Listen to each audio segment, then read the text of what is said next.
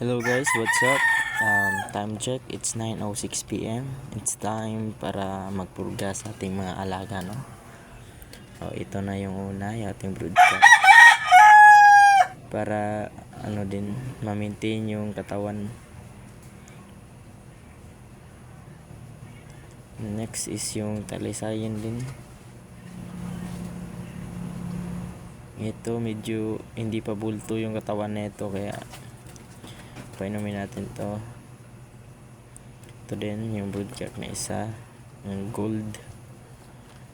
Ngayon tayo, gabi tayo nagpupurga guys, kasi kinabukasan paiinumin natin to ng tubig na may halong broxetil para ma-refresh yung laman nila, para ano ba tawag dito, cleanser ba yun? So yun guys, para bacterial flushing pala, yun nga, cleanser.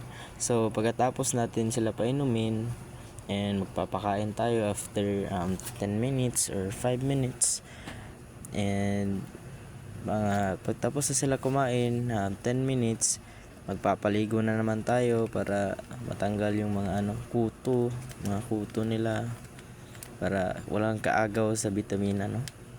Para maliksi ating mga alaga, kasi pag may kuto, siksik sila sa kanilang mga balahibo yan eh. Pag madaming kuto, di sila makakatulog ng maayos. Yun lang po muna guys, update lang tayo bukas.